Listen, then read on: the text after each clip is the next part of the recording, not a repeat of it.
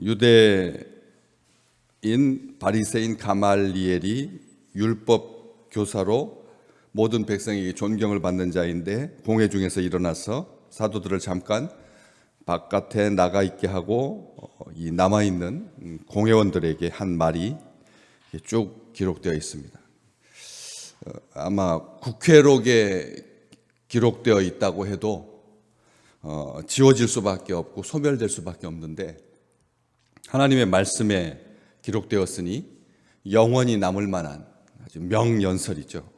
명연설이면서 우리로 하여금 많은 것들을 생각하게 하는 참 귀한 요소들이 잘 들어가 있는데, 어투가 이제 내가 너희에게 말하노니, 이 말은 우리 주님께서 제자들에게 말씀하셨을 때 하는 방식과 굉장히 유사하다라고 하는 것을 볼 수가 있습니다. 내가 너희에게 말한다, 내가 너희에게 말하노니 라고 하는 말, 굉장히 권위적이고 또 분명하고, 스승으로서 많은 제자들을 키워냈던 그런 관록이 배어나는 그런 표현입니다. 아마 사두개인들, 그 다음에 바리새인들, 제사장들, 대제사장들, 공회원들 속해 있는 그런 사람들 중에 이 가말리엘에게서 배운 사람들이 많았을 겁니다. 스승이었던 거죠.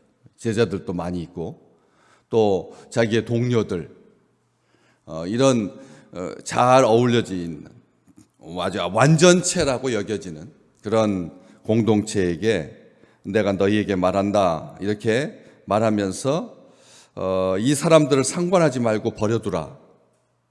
이 사상과 이 소행이 사람으로부터 났으면 무너질 것이고, 만일 하나님께로부터 났으면 너희가 그들을 무너뜨릴 수 없겠고 도리어 하나님을 대적하는 자가 될까 하노라.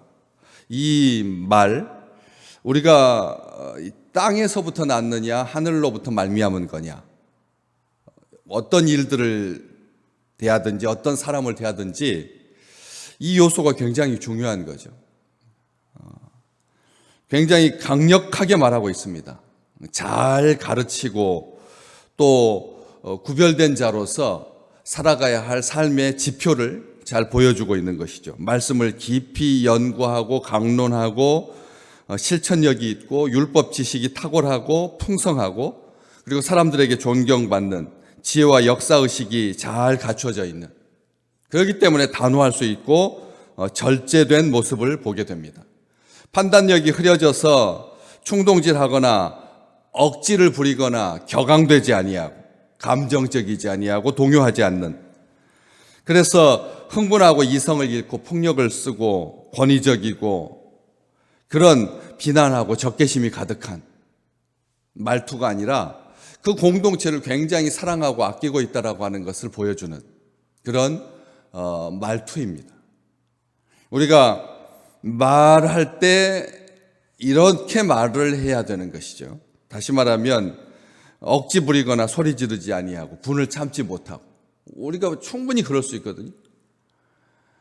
평상시에는 이게 잘 절제가 되는데 어느 순간 굉장히 욱하는 그런 성질이 바깥으로 튀쳐나와서 자기 스스로도 당황스러운, 내가 이런 면이 있었나 싶을 만큼 그런 때가 많지는 않지만 그럴 때가 있습니다. 사람의 성질을 이렇게 막 불러일으키게 만드는 그런 상황들, 그런 말투들, 그렇게 내가 대접을 받을 때 그럴 수밖에 없다라고 생각하기 쉬운데, 오늘 이 말씀을 통해서 이랬다 저랬다 하거나 눈치 보거나 그러지 아니하고, 또 자기 공동체가 이런 예수 운동에 의해서 흔들리게 될 것이다라고 하는 어떤 위기감 때문에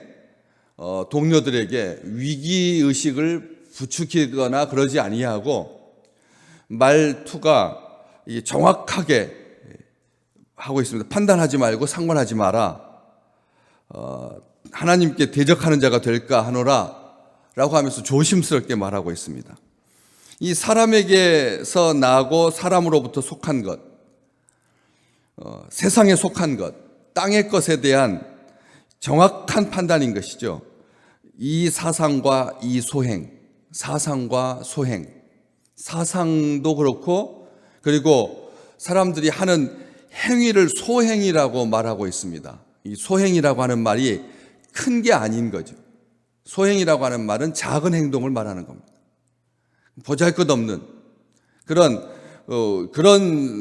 이 행동들, 이런 것들로 인해서 마음이 흔들리지 않도록 그렇게 격려하고 있으면서 이 세상에서 난 것들, 땅에 속한 것들은 일시적이고 제한적이고 겉으로 보기에는 힘있어 보이고 영원할 것 같지만 화려하지만 상대적이다. 정욕적이고 세상적이고 마귀적이다. 땅에 속한 것은 영원할 수 없다라고 하는 것을 분명히 말하고 있습니다.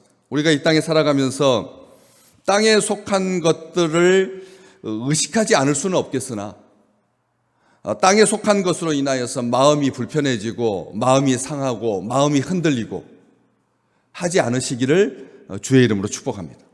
땅에 속한 것들, 세상적이고 정욕적이고 마귀적이고 물질적이고 눈에 보이는 것, 이런 것들로 인해서 하나님의 백성들이 마음이 요동치지 아니하도록 하나님께서 그 중심을 잡아주셔서 그래서 일관되게 견고하게 흔들리지 아니하고 앞으로 나가는 것이죠.